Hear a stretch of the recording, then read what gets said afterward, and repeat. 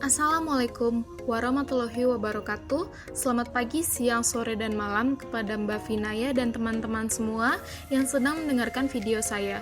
Perkenalkan, nama saya Serina dari kelas B akan menjelaskan mengenai apa itu One Group Design.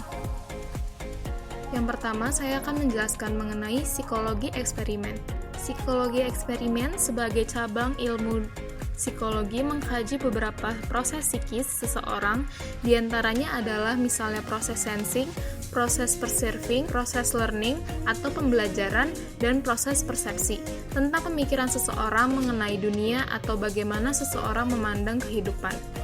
Selanjutnya, penelitian eksperimen adalah penelitian yang dilakukan dengan pendekatan saintifik dengan menggunakan dua set variabel. Menurut Sugiono 2012, metode penelitian eksperimen diartikan sebagai metode penelitian yang digunakan untuk mencari pengaruh perlakuan tertentu terhadap yang lain dalam kondisi yang terkendali. Ada berbagai macam bentuk desain penelitian eksperimen. Kali ini kita akan membahas mengenai One Group Design. Disimak terus ya. Yang pertama ada One Group Post-Test Design. One Group Post-Test Design hanya melibatkan satu kelompok yang diberikan perlakuan. Setelah itu, respon akan diukur sebagai pengukuran DV. Para subjek penelitian dalam kelompok tersebut hanya diberikan pasca tes dan tidak diberikan prates. Kelemahan dari desain ini adalah tidak ada kontrol terhadap variabel sekunder yaitu randomisasi. Kemudian rancangan sangat lemah karena peneliti hanya mengetahui hasil pengukuran setelah diberikan perlakuan. Selanjutnya tidak dapat dibandingkan dengan kelompok kontrol karena hanya memiliki satu kelompok. Yang kedua, One Group Pre-Test Post-Test Design merupakan peningkatan dari desain One Group Post-Test Only, yaitu dengan menambahkan pengukuran pre-test yang dapat digunakan untuk memperkirakan efek intervensi. Kelemahan dari desain ini adalah peserta tidak dipilih secara random, tidak adanya kelompok kontrol yang hasilnya dapat dibandingkan. Hasil pre-test dan post-test bisa saja disebabkan oleh faktor lain selain intervensi. Kemudian kelebihan dari desain ini adalah desain ini dapat digunakan ketika penelitian dianggap tidak etis dan tidak memerlukan ukuran sampel yang besar. Yang terakhir ada time series design.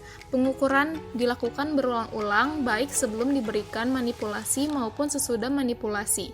Kelebihan dari desain ini merupakan desain paling baik pada One Group Design. Peneliti dapat melihat pengaruh variabel di luar independent variabel terhadap dependent variabel dengan membandingkan kecenderungan perubahan skor independent variabel sebelum dan sesudah pemberian manipulasi. Secara tidak langsung mengontrol variabel sekunder. Kemudian kekurangan dari desain ini adalah tidak ada kontrol variabel sekunder secara langsung.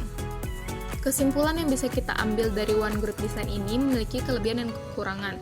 Kekurangan dari One Group Design ada tidak adanya kelompok kontrol sehingga peneliti tidak dapat mengendalikan variabel bias, tidak bisa melakukan randomisasi, berpotensi kecil mencerminkan populasi penelitian karena sedikitnya sampel. Sedangkan kelebihannya One Group Design praktis dan efisien karena hanya menggunakan sedikit sampel penelitian, kemudian memiliki tingkat homogenitas sampel penelitian yang tinggi.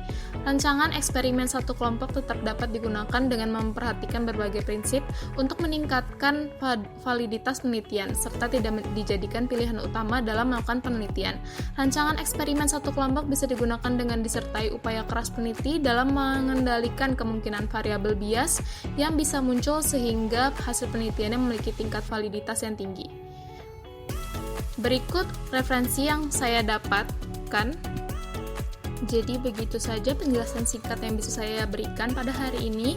Semoga hari kalian menyenangkan. Terima kasih.